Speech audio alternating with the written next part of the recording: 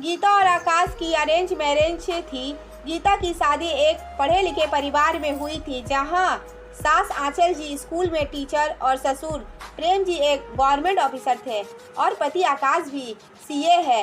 गीता खुद भी मैनेजर की पोस्ट में थी। आकाश और गीता ने पहले ही नज़र में एक दूसरे को पसंद कर लिया था और जल्द ही दोनों की शादी हो गई। लगभग शादी को 1 महीना होने आया था। अब तक आकाश और गीता हनीमून से भी लौट आए थे। गीता ने देखा कि उसके ससुराल में हर चीज़ बहुत नियम कायदे से होता है। सभी लोग सुबह सवेरे 6 बजे उठ जाते हैं, भले ही वह संडे क्यों ना हो। आंचल जी ने पति और बेटे के लिए हमेशा से ऐसे ही कुछ नियम बनाए रखे थे, जिन्हें दोनों को फॉलो करना ही पड़ता था। अब ससुराल में वही सब नियम गीता पर भी लागू कर दिया गया था।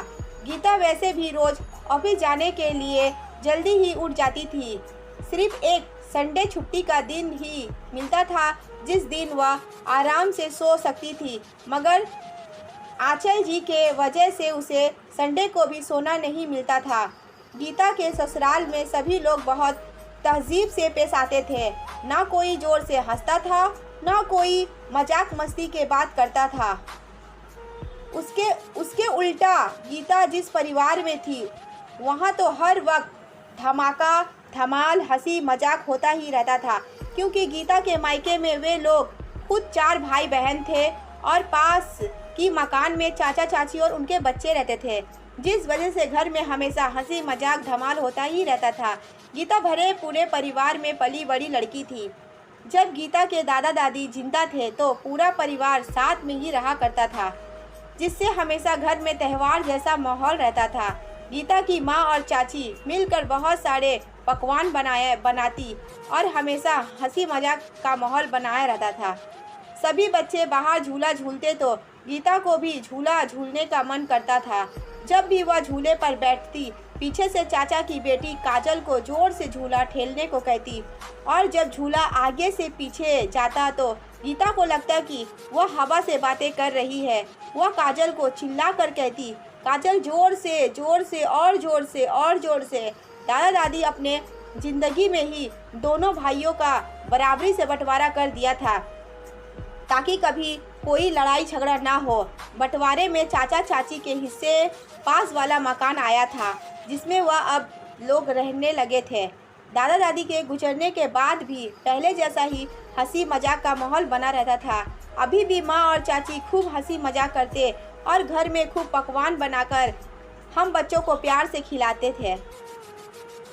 यहाँ आकाश माता पिता का इकलौता बेटा था। गीता के ससुराल में कभी मीठा खाना नहीं बनता था, क्योंकि ससुर प्रेम जी को शुगर की बीमारी थी। यहाँ खाना बनाने के लिए एक कुक भी था, जिसे आंचल जी पहले से ही बता दिया करती थी कि आज खाने में क्या बनेगा और क्या नहीं बनेगा। गीता की अपनी सास के सामने जबान नहीं खुलती थी, क्योंकि आंचल जी स्वभाव से बहुत कड़क दिमाग की औरत थी। वह कभी भी मसालेदार चटपटा खाना घर में बनाने नहीं दिया करती थी। गीता रोज या उबला उसना और पत्तेदार सब्जी वाला खाना खाकर बोर होने लगी थी। आज वह कुक से बोलती है, भैया आज मेरे लिए खाने में गाजर का हलवा, छोले और भटूरे बना देना। उसने आकाश से पूछा तो आकाश के भी मुंह में पानी आ गया। वह बोला, गीता यार तुमने तो मेरे मुंह की बात छीन ली, मेरे लिए भी बोल देना। तभी ससुर प्रेम जी ने सुना तो वह बोले, मुझे कैसे भूल गए तुम दोनों। गीता ने उन तीनों के लिए कुक से खाना बनवा दिया। आकाश और प्रेम जी भी आंचल जी से बहुत डरते थे, इसलिए चाहकर भी अपनी पसंद घर में नहीं बोल पाते थे। जब सभी डाइनिंग टेबल पर खाना खाने बैठे तो तब आंचल जी ने छोले और भटूरे और गाजर का हलवा देखकर कुक से बोली, आपको ये सब खाना बनाने का ऑर्डर किसने दिया? क्या आप नहीं जानते इस घर में चटपटा और मीठा खाना नहीं बनता है? तो कुक बोला, ये सब खाना गीता मैम और साहब ने बोला था आंचल मैडम। आंचल जी ने गुस्से से गीता को देखा। गीता डर से बोली, हाँ मम्मी जी, बहुत दिन हो गया था तो मुझे ऐसा चटपटा खाना खाने का मन किया। गीता, अगर तुम्हें मन कर रहा था तो तुम अपने ससुर जी और पति के लिए ऐसा खाना क्यों बनाया? क्या तुम नहीं जानती हम लोग ऐसा खाना नहीं खाते हैं? गीता के चेहरे पर डर साफ साफ दिख रहा था। तभी गीता बोली, गलती हो गई मम्मी जी, ऐसा आगे से कभी नहीं होगा। सब लोग खाना खाने लगे।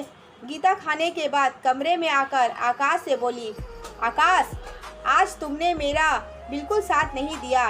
अगर मुझे पता होता कि मेरे ऐसे करने से मम्मी जी गुस्सा होती है तो मैं ऐसा खाना बिल्कुल नहीं बनवाती। तभी आकाश बोला, घर में शुरू से ही मेरी मम्मी की ही चलती है।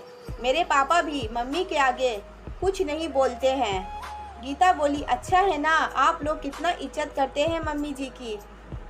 आकाश बोला, गीता, इज्जत करने और डरने में बहुत फ़र्क होता है।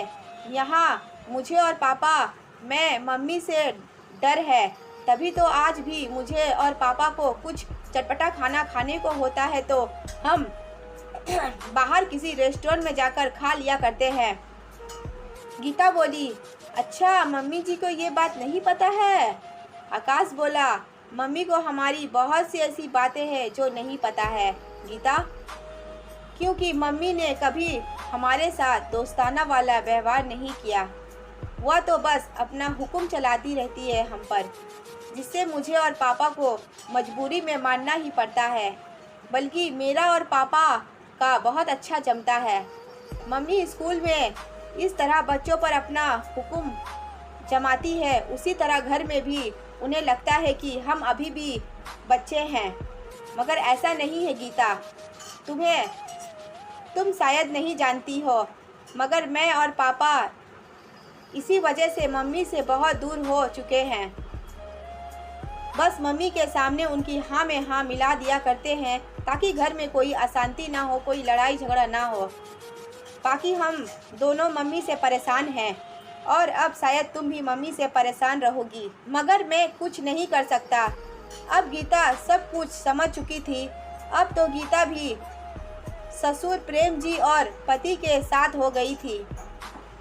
कभी आकाश गीता को फ़ोन पर जब अपने मायके वाले से खूब हंस कर मजाक करते हुए या बात करते हुए देखता तो बोलता, गीता स्लो यार, इतना ज़ोर से हंसती हो तुम, मम्मा देखेगी तो कहेगी तुम्हें कुछ मैनर्स नहीं है। गीता डर के मारे धीरे धीरे बोलती या धीरे से हंसती। वहाँ से छोटा भाई रोहित पूछता, क्या हुआ दीदी, इतना धीरे से क्यों बोल रही हो? तो गीता बोलती, अरे छोटू, तू नहीं जानता, यहाँ सभी लोग बड़े तहजीब वाले हैं। कोई ज़ोर से ना बोलता है, ना ही कोई ज़ोर से हंसता है। अब उन्हें कौन समझाए, पढ़े लिखे तो हम लोग भी हैं, लेकिन खुलकर बोलने या हंसने में ये तहजीब ना जाने कहाँ से बीच में आ जाती है। तभी आंचल जी ने पीछे से आवाज़ दी। तभी गीता ने फ़ोन काटा और बोली, जी मम्मी जी।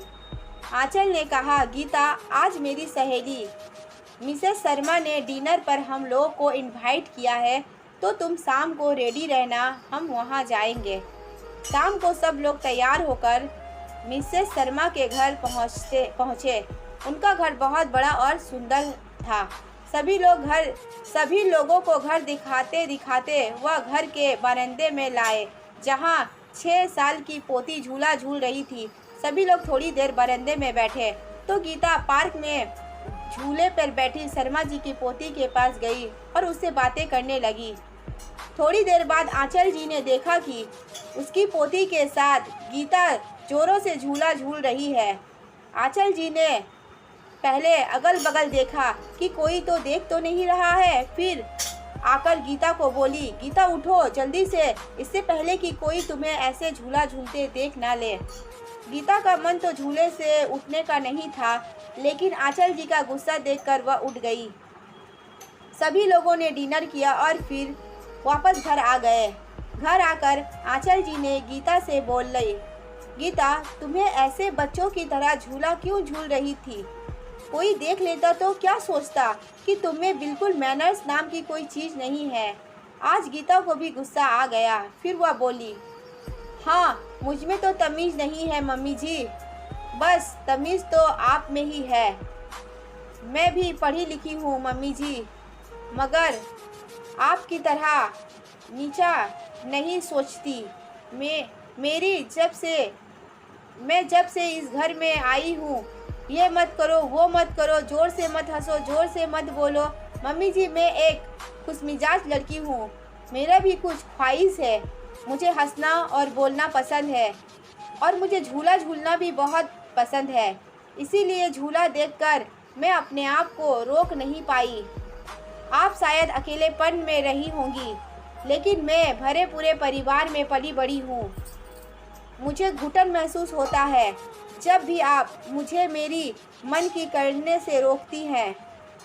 आंचल जी भी चुपचाप सुन रही थी, क्योंकि शायद असली गीता को देख रही थी। आंचल जी बोली, गीता, कभी भी तुम्हारे पति आकाश और ससुर जी मुझसे इस तरह से बात नहीं किया कि जिस तरह से तुम कल की आई हुई लड़की कर रही हो। दोनों बाप बेटे मेरे कितने इज्जत करते हैं और एक तुम हो जो कुछ भी बोले जा रही हो। तुम्हें अगर इस घर में रहना है तो तुम्हें भी उन दोनों जैसा ही बनना होगा। तुम्हें भी मेरे बनाए कायदे कानून के हिसाब से ही चलना होगा। आज प्रेम जी और आकाश भी चुप ना रहा। प्रेम जी बोले, आंचल, आज तो तुमने हद कर दी। तुम जिसे अपना मान सम्मान समझती हो, वह दरअसल तुम्हारा डर है, जो हम दोनों बाप बेटे हमेशा तुम्हारे सामने करने का नाटक करते हैं कि हम तुमसे डरते हैं। मगर सच तो ये है कि आंचल, हम दोनों जब तुम घर पे नहीं रहती हो तो बहुत खुश रहते हैं और अपने मन की बात करते हैं। एक दूसरे के साथ वह सारी चीज़ें करते हैं जो हम दोनों करना चाहते हैं। मगर तुम्हें बिल्कुल नहीं पसंद है कि घर में कोई खुलकर जिए। तुम तो घर को जेल बनाकर रख दी हो। तुम चाहती हो कि सब तुम्हारे अनुसार चले, तुम्हारा बात माने, लेकिन तुम ये क्यों भूल जाती हो, सबकी अपनी अपनी इच्छाएं होती है, अपनी अपनी ज़िंदगी है। बहू को अभी आए 3-4 महीने ही हुए होंगे, लेकिन उसके चेहरे पे तुम्हारा डर साफ दिखाई देता है। वह भी तुमसे डरी डरी ही इस घर में जी रही है। तभी आकाश बोला, हाँ मम्मी जी, पापा और गीता ने जो कहा है वह बिल्कुल सच ही कहा है। हम दोनों तो अभी आपको कुछ बोल नहीं पाए, कभी आपको कुछ बोल नहीं पाए, लेकिन गीता जैसी है उसे वैसे ही रहने दीजिए। मम्मी जी, हम कौन होते हैं किसी को बदलने वाले?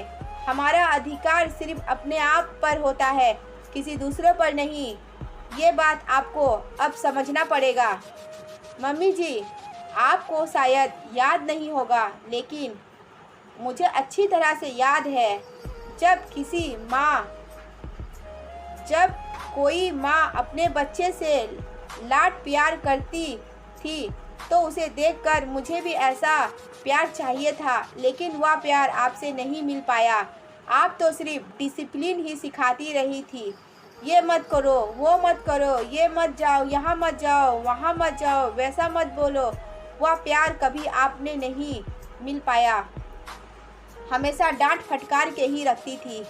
मैं ये नहीं चाहता कि मेरी जैसा हालत गीता का भी इस घर में हो। आंचल जी आज पति और बेटे के मुंह से ऐसी बातें सुनकर अपने आप को बहुत लाचार महसूस कर रही थी।